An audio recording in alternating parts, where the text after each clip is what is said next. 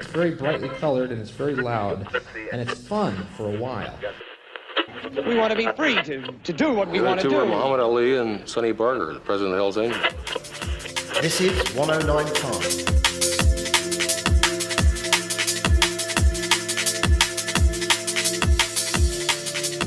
Hey Monique, welcome to the podcast. How you doing? Thank you, Matt. Thanks for having me. I'm doing great. How are you? I'm very well. My pleasure. And it's good to have someone on from a little bit more local, because I've been doing all these podcasts with people at silly times of day from parts of the US. But I'm in Pai, and of course you're in Chiang Mai, yeah? That's right. We're kind of neighbors. Kind of neighbours, a few hours apart. Yeah, that's right. I've been driving up to Pai a few times. It's beautiful, but it's a little bit too far out for me for having all of the things that I need. Yeah, it is a little bit of I'm used to it now. I can go back and forward down that hill sometimes in a day, but it's for anyone who doesn't know who's watching. Yeah, it's an extremely windy road with 760 turns in it. So yeah, it's quite an experience. The serpentine. Yeah. So what brought you to? I did that. Sorry, go on. Last year, though. No. I was just saying I did it last year because I had to go up to Pai for some paperwork stuff and whatever. And I just adopted a dog, so I couldn't really leave him alone for like an extended time of days. So I went up in the morning, got the paperwork done, stayed overnight, and my friend went to my house with the dog. And I got down the next morning. I was like, I don't know how people do this all the time. Yeah, people, you get used to it when you live here, really do. People just kind of get into the flow of doing it, so. Yeah. Cool. So, let's talk about, I had a real quick look at your website. I won't do a bad job of explaining what you do, except to say, I suppose, what kind of jumped out was that you're doing stuff around productivity for people, maybe for businesses, and looking at it from a different way, a different angle altogether. How maybe to do more in less time. And just give us your kind of 10,000 foot view of Monique and what you do, maybe how that's related to Chiang Mai, if it even is. But it'd be good to get your background a bit. Okay. I'll give you the brief run up of the story, how it came about. I think that's how people may understand why it's different, what I do.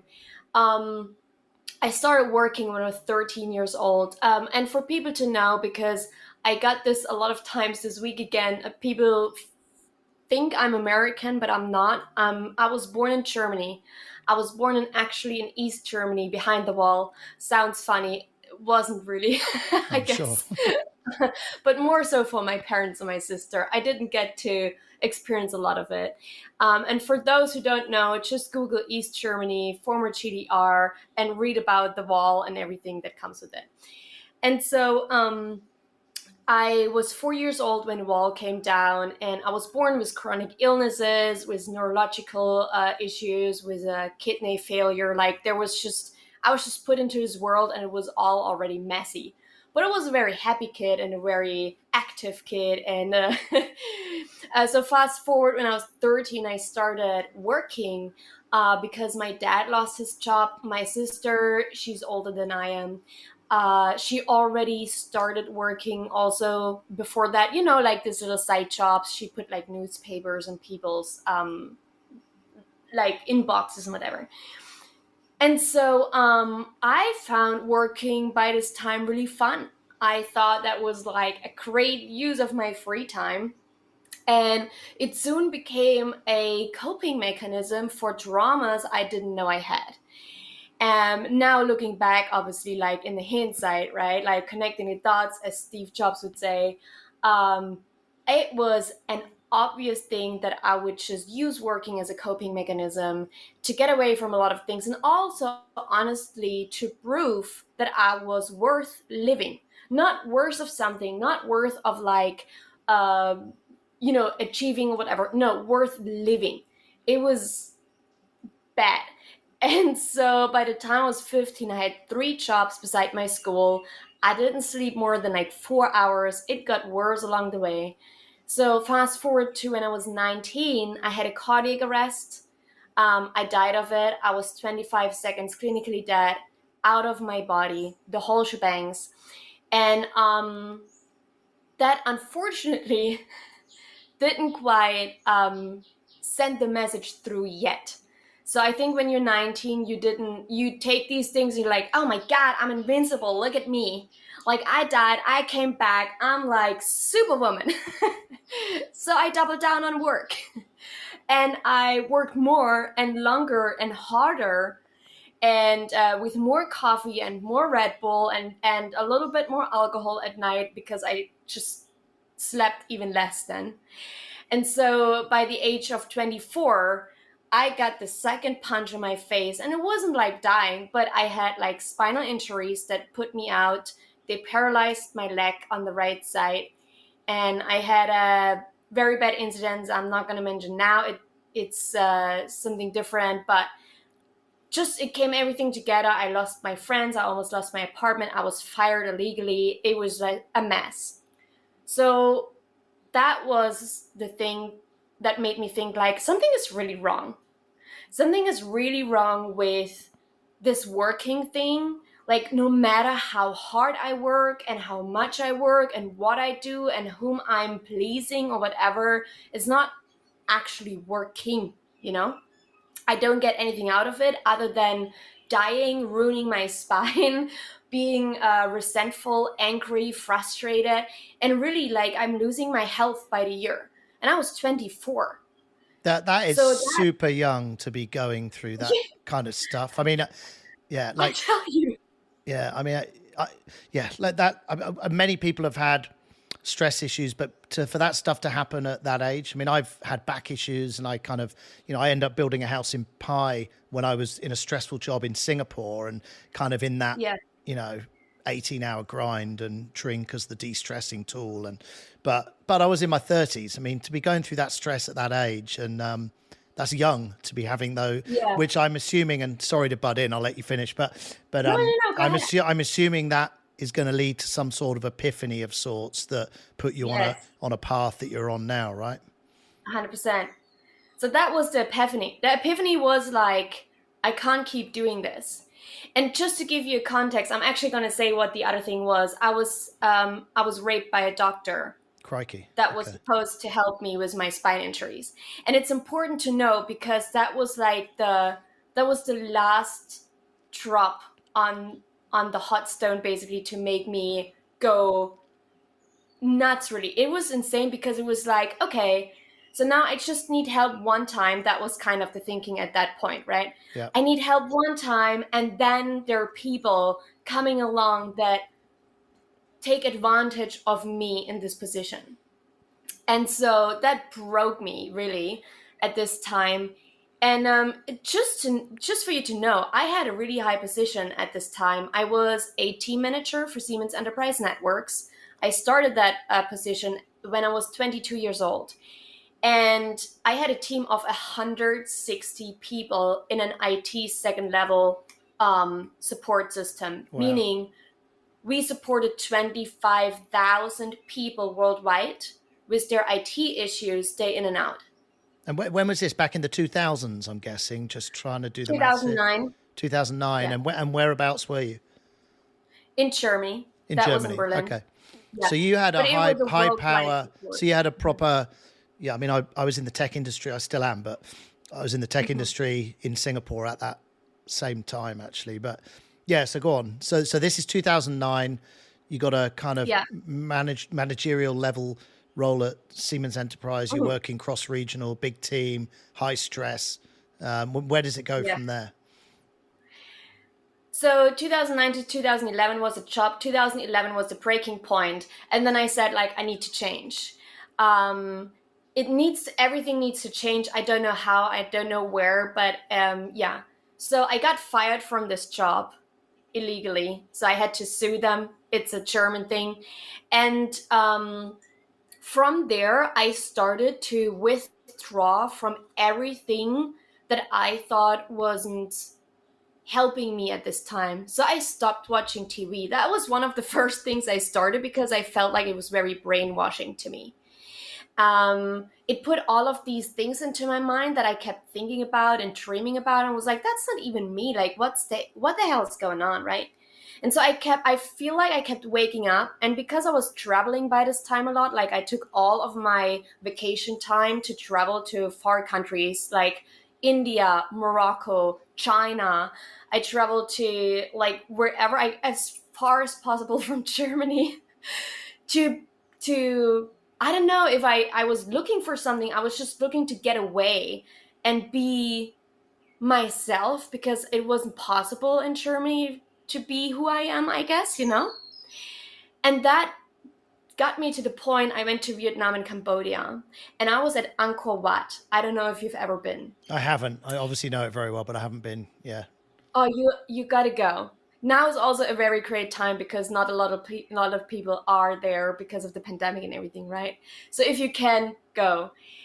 Angkor Wat, for people who don't know, are a huge area of temples that are thousands of years old. And the Tomb Raider Lara Croft scenes have been filmed there as well in one of the temples. And I kid you not, I was there and I was like, I have done everything wrong. I, like, everything I've done in my life so far was for someone else and not for me. And somehow in this moment, I don't know if it, but the timing was like, there was a huge monsoon storm coming and just breaking down, and everyone had to like go undercover somehow. And I stood like face to face with a guy I didn't know, and he was from Portugal, Pedro, still friends. Shout out, he's a great guy. And we started talking, and somehow I just started being like, my life is effed up. I have just worked for so many people that I don't even like, and they harass me and they bully me, and they're just like, they're not good people, like, and I just kept talking it all out, and he looks at me, he's like, oh my God, me too. What are we gonna do about it? And we had like 2 hours of this rain, and just face to face, we literally just like, and then by the end of it, I was like, I'm gonna quit and I'm gonna leave Germany. And he's like, really? Yeah. And that's what I literally went back home after this trip, and I called my best friend. I'm like, I'm out of here in 6 months. And he's like, out of where? I'm like, out of Germany. Are you okay? Are you on drugs? I'm like, I can't take drugs. They kill me. You know that? So no. And he's like, yeah, but what, why, what? And I'm like, doesn't matter. And 6 months later to the day, I left. And that was 8.5 years ago. And ever since, I've been on a journey, like in the last 16 years. So that was 8 years, but I started traveling before. So in the last 16 years, I traveled to 45 countries. I went down the spiritual rabbit hole, and I've seen how bypassing it is and how people use that as a coping mechanism. So I came back up and I'm like, that's not it.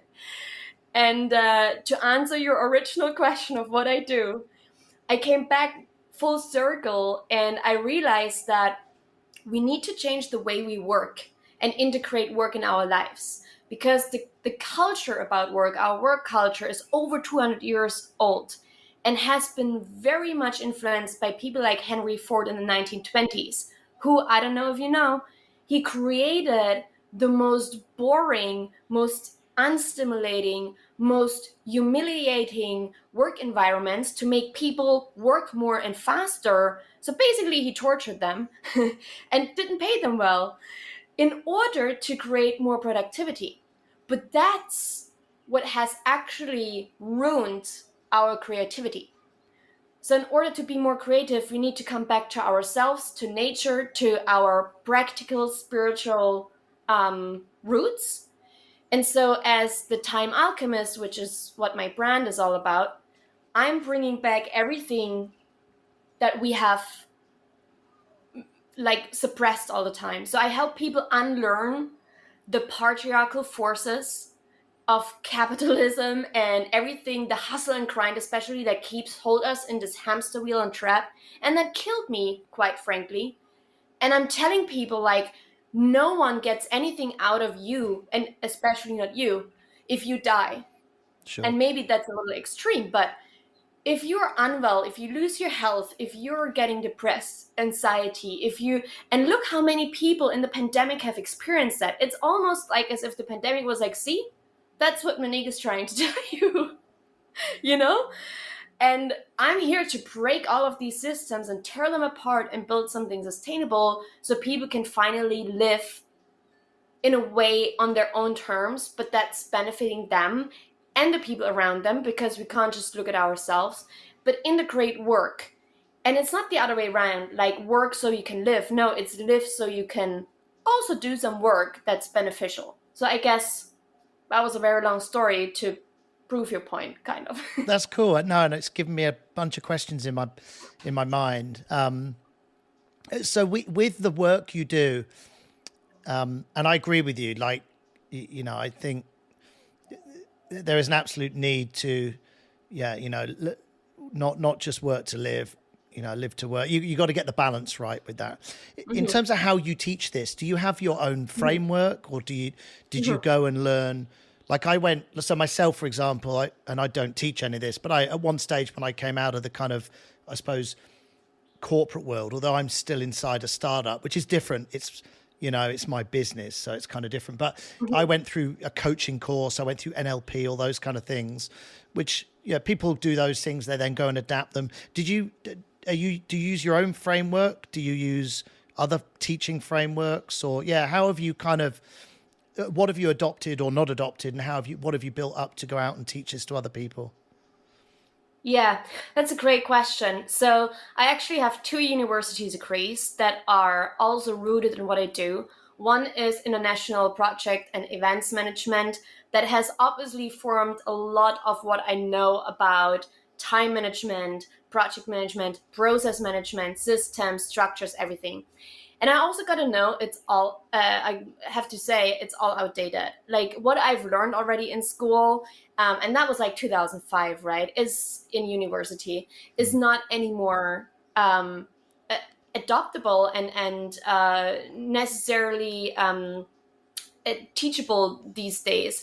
And I have to say, most of what I do, and I have my own framework, it's called the time method, TIME. Yep. It worked out that well, the time method. And also now I extended it to be like time alchemy, really, because there's an alchemical process I walk people through that has to do with time, but time stands for time management, impactful leadership, mindset mastery, and energy efficiency. And those are the 4 pillars that really hold everything up. And if you don't build a strong foundations of these pillars, everything can just fall together, break apart. And I see it all the time. I work with business owners, entrepreneurs that are mid 6 figures to 8 figures, or they go from like mid 6 figures to 7, and then maybe later they grow and build bigger. But what I see all the time is I have people, they're at 7 figures and they wing it. They wing how they get there. They have no systems, no structures, no foundations. If I asked them how they did it, they would say they would give me some pointers but there's no structure to it. And it will break you or the business at some point, with a crisis, with teams, with people leaving and taking their knowledge. It breaks it, And there's always a bottleneck, and I'm solving these bottlenecks. I'm solving the gaps in between, and basically create a really rock solid foundation where then we can build on it. And honestly, I feel like that's one of my superpowers. I know it. Now I know it. I'm autistic, and I can hear in patterns and structures and systems. And always since I was a child, I was one of the people who were very structured. And I would immediately, if people were in a group setting and had to organize something, I would get really antsy and frustrated how people were so unorganized. So I would always take the lead and be like, no, let's do it this way. And I was more efficient with everything. So it's just a very natural superpower. So sometimes I have knowledge, I don't know where it comes from. So do you tend to work with individuals that are leading businesses, or do you, and your role there is to help that individual, or is to help also the management of that business and the people within it? Which I have another question afterwards, but I wanted to just ask that first. Yeah. Yeah, Is it typically with the it's person both. running? It's both. It's both. So I'm not really a coach. I basically the time alchemist is what we are going to stick with, but it's like it's coaching, consulting, it's teaching, it's depending on what it is, right? And sometimes I help them with the thing itself. I don't do it for them because that's not what helps anyone, right? They need to do it themselves in order to learn it. But I'm very implementation heavy in what I do in order for people to understand it, because they need to get it in their way. They need to learn it their way. It doesn't matter that I get what I do. They need to get it how it works, right? And so I work one-on-one with the business owner, and sometimes we have team workshops that I hold with them. Sometimes I have one of the management executives, for example, come to me and I coach them or consult them on specific leadership skills or specific teachables that they need to know in order to lead the team to a specific outcome, things like that. So it's both. Yeah, interesting. I mean, I suppose that it was a leading question because for me, going back to your comments around the kind of Henry Ford model, which is part of the problem, it's very difficult to get rid of that problem because someone running and growing a business, you know, needs to obviously look out for their own well-being. And that person typically at the top is going to go through a process of dealing with stress, especially when you're scaling a company and you've got shareholders to answer to or investors. Then you learn to deal with that and you scale the company, but then you still have that Henry Ford model of you need the workers to help you get there. And I suppose, yeah, is there, I don't know if the question in there is necessarily in there, but it's more of an observation. I mean, how do you kind of solve that problem that originally got you into doing what you're doing? Because you can always help the leader, but can you really solve the issues for the individuals within that organization, or they need to break out themselves, you know? No, you can. First of all, we gotta implement different business models. The hierarchy is what usually is where the breaking point is, right? So the more hierarchy you have, the more you get to the point where people are going to be carrying more of the load, if that makes sense. Yep. So if you can keep the hierarchy, and I don't mean to not have managers or whatever, that's not what I mean. Hierarchy means a level of responsibility that keeps being given up, but the accountability is being pushed down. And that's not right. And so what we implement with business owners in their teams, for example, is different scorecards where people are being able to give feedback also for their managers. And the scorecards, they not only need to be able to achieve certain KPIs in the business, but they're also being helped with their own life. And so one can say that connecting the life and the business can be detrimental, but that's only if you connect it in the wrong way around. Meaning sometimes we say like, oh, our team is like being in a family, but that also means you take the work home and you feel very much you owe the business something, but that's an emotional manipulation. But if it's the other way around, we're like, hey, we want to really support you and we want you to be the best version of yourself. And that means we are here, like we, the business, are here to help you be the best version of yourself also outside of work. How can we help you, for example, to be healthier? If that's what the person wants, not we, right? So if the person says, I want to be healthier, okay, how can we do that? Well, I want to go to the gym like 3 times a week. Okay, what can we do to help you with that? And if they say like, I can't afford the gym right now, for just an example, right? And the business says, okay, like if we pay for the gym, can you go there and use it? And we can help you in this way, basically to be healthier. So that would be a very simple but effective strategy to also support your team members, right? And it takes stress away too. in some way, right? So there are many effective ways, but businesses don't use them because it obviously puts some of the it puts some more effort on the business too, whether that's like time, whether it's energy, whether that's skills, or whether it's like cost on the business. But if you don't invest in your people, how are you asking them to invest in your business? It's a tricky one, hey, and especially when a business, because the size of a business as well. I mean, replicating these kind of models on a team of 10 versus a team of 10,000 can be very difficult. Like it gets really, really difficult, I would imagine. I've never worked really inside massive companies. I've typically worked either for myself or inside smaller growing businesses. So it is a really tricky thing. I mean, I think to your point there, this kind of notion that productivity is time based, as in the more hours you put in, the more productive you are, I think is a completely invalid notion. And I think more people realize that now. And actually just the amount of technology we now have to dismiss that rumor, because sure, you're building a wall, that makes sense, right? But, you know, we're not building walls. There's way more to running businesses when you're in big collaborative teams. I mean, in your view what is the kind of answer to productivity and that balance between, you know, time, effort, balance? Yeah. Is there an ideal model in terms of how you get the most productivity without killing the individual? Do you know what I mean? So. Yeah, I love that because, you know, I recently talked on someone else's podcast and I said, like, productivity is actually not what and how we think about it.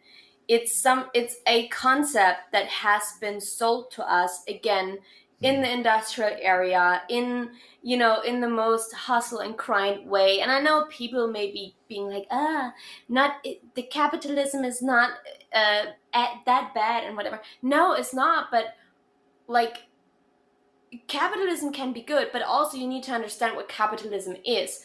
Capitalism means consistent growth, always. You cannot stall at all. If you stall, you already fail. And that's how in the world is that possible? It's not. Like, if you look at nature, there must be a time for rest and stillness in order to grow again. And there is no space for that in capitalism. And you can call it whatever you want to call it, capitalism, patriarchy, and that and that. But these systems are not made for us to rest and to recover and to rejuvenate so we can grow in a healthy way. And that's the whole problem. That's a problem in everything. You know, it's the problem for people. It's a problem for the systems. It's a problem for economy. It's a problem for recovering even natural resources, right? Like, we just keep pushing, but we kept pushing boundaries way too far. So to answer your question is, we need to step back and see what do we actually mean with productivity, because productivity is a result. It's not something we do. It's not something we can produce. It's something that we result in if we do certain things. And the certain things must be a cycle versus a linear form of, things we do.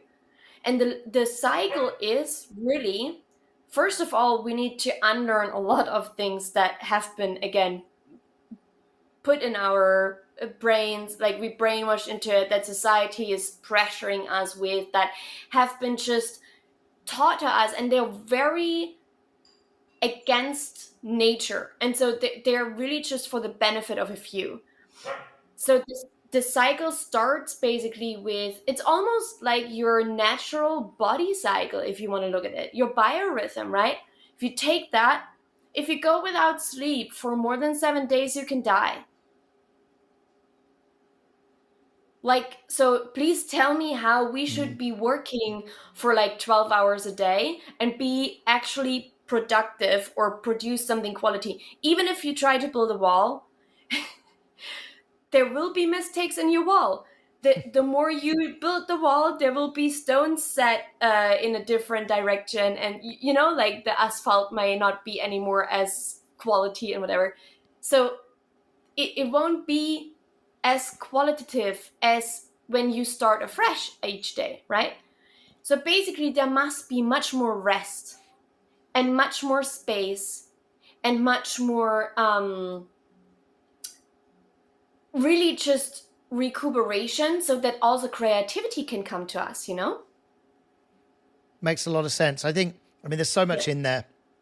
And sometimes, there's a challenge here, when I'm listening to you. The problem, often if you're growing a business and you have investors to answer to, or if you're a public company, you've got shareholders to answer to, this is part of the broken part of capitalism, right? Because by definition, there is a need to keep growing, but there's obviously, we live on a round planet. There's only a certain amount of growth that can happen, and I think sometimes there should be a bigger light shined on financial sustainability of businesses. So there's nothing wrong with a business getting to a certain point and being that business for a number of years, and there's probably a number of different business models that make sense depending on, the product, the service, the people, the outcomes that are aimed for. In terms of the last few years, obviously, that has really shaken up the kind of working world. In your view, how has it shaken it up? Has it been good? Is the outcome of... I've worked remotely now way before lockdown, so it just benefited kind of our business. It didn't really make a difference to how I worked. Other people were just accepting of the fact I did, and before people were like not quite so accepting. So from my perception, but interesting to hear, because you'll have a much wider view on it. What's your view on how it's affected the kind of working landscape, the models, and has it been good or bad or what? I would say we're on a way. So I think especially for people who are, for example, neurodiverse or disabled, it's been good to be able to be at home. And I'm mentioning that because not only am I autistic, and I can choose wherever I want to work, but it shows, and maybe the last 2 years or 3 almost. Is it 3 years? Oh my gosh. Yeah, it is. I don't know. I was wondering that the other day, but it must be getting close to that, right? I think it's 3 years in January, right? So yeah, jeez. So I think it's a little bit earlier for us because we already heard about it in December 2019, right? Oh yeah. Well, lockdown was March, 3 years next year, but anyway, yeah, it is about 3 years since it started. Anyways, Jesus Christ. So basically, remote work, and I need to preface it because a lot of people who tend to run businesses aren't yet capable of leadership. Leadership is different from team management. Sure. And team management is different from just having a team, and a lot of people just have a team. And so if they just have a team and they're just trying to control a lot of things, I'm trying to be as kind as possible.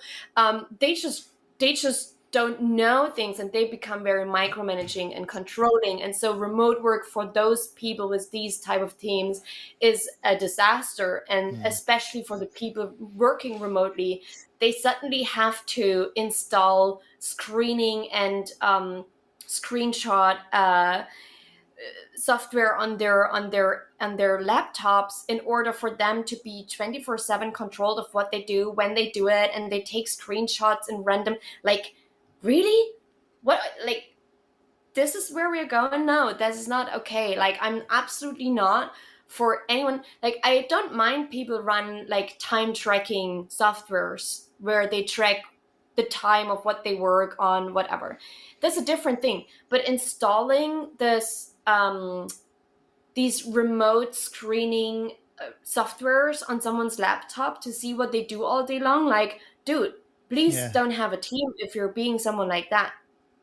You shouldn't be working with people. Just have AI or robots do whatever you need to do, or rethink your career path in that. Really, and maybe that's a little bit bold or something like this, or controversial, whatever people, but if you do not trust people to do the work for you that needs to get done, please don't work with people. That's really the, the foundation of it. And so I think remote work can be really good for a lot of people, especially again, people who are not doing well in like offices or in surroundings that are not made for them, like for example autistic people, right?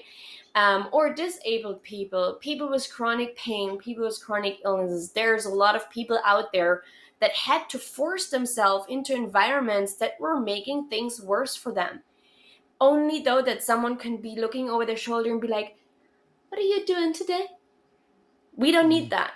And we need to go back to, first of all, more trust. And there's always this question, yeah, but don't you think there will be people using that for their advantage? Yes, there are always people using that. But if we look at the actual setup, that may be 1 to 5% of people who are using that against you. And you will be the person who have to filter them early. And the way to do that is with a proper hiring process. Actually, it starts much earlier. You need to set up proper core values for your business. If you don't have core values, you will always run into people using stuff like that against you. And I was just going to, I think what you're saying there, agree with it all, but also I wonder, whether people are remote or whether people are in an office, the ability to micromanage is a certain characteristic that some people hold, right? And they will find ways to do it. It's a terrible way of managing, basically, when you micromanage people. It's also not micromanaging, it's controlling. Yeah. True. It's a manipulation technique, and honestly, it edges on abuse. I said what I said. It's abusive.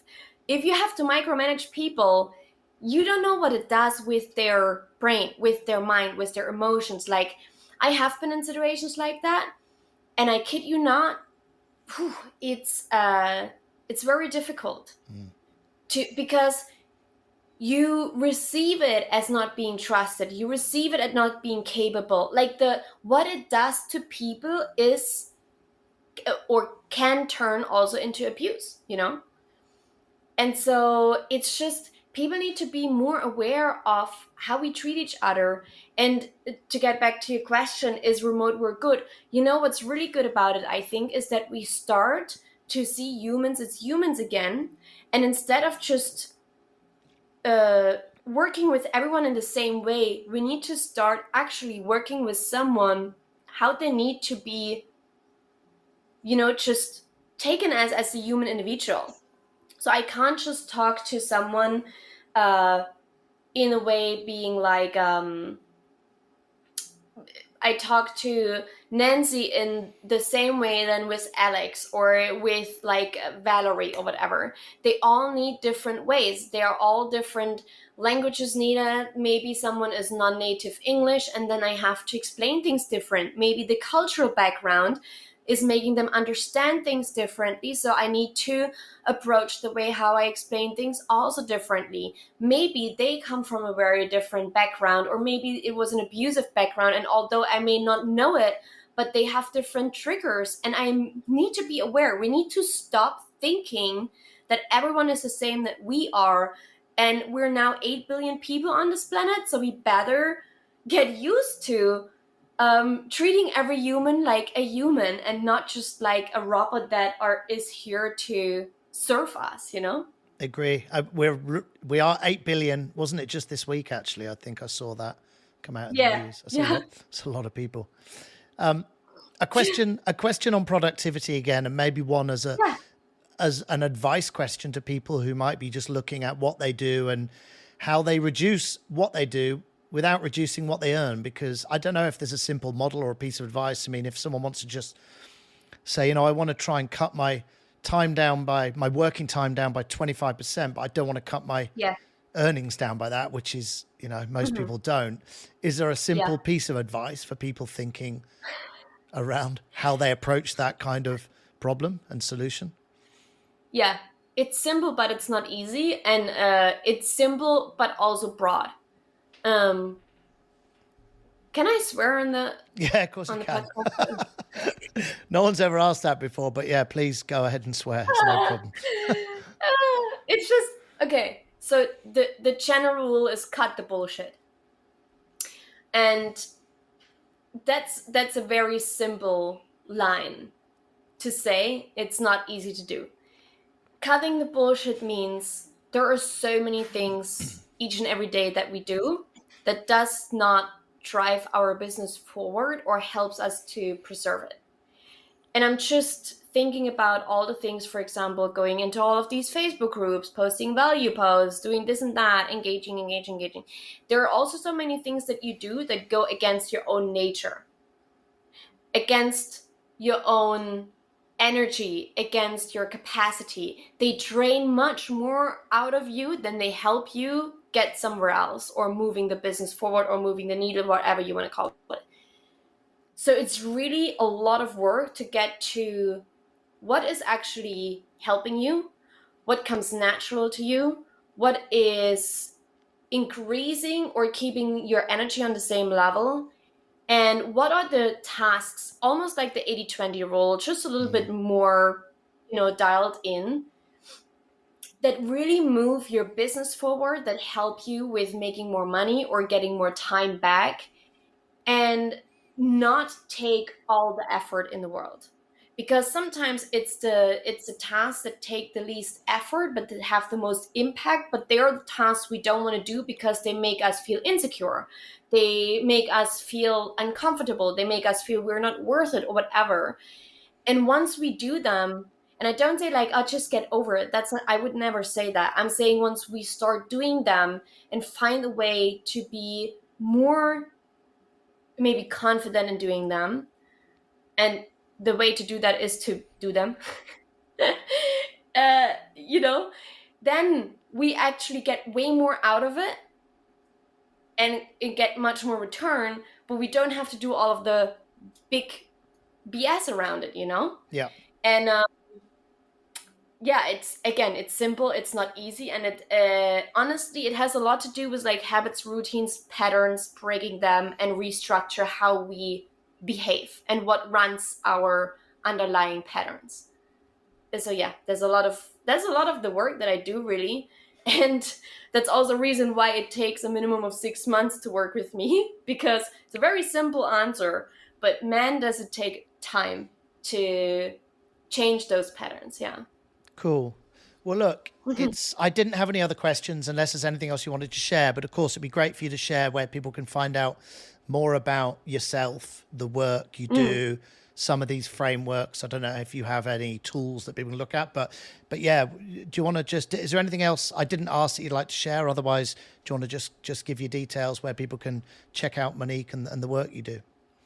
Yeah, thank you so much for asking. I do have a free quiz to actually check out what's your chrono energy type. I talk a lot about this. It's one of a part of my framework, and they will help you to find your natural biorhythm, basically, and to schedule your work and your tasks better throughout the day so you can increase your energy and maximize what you can do. And it helps with productivity. So you can go on my website. It's thetimealchemist.co, so CO.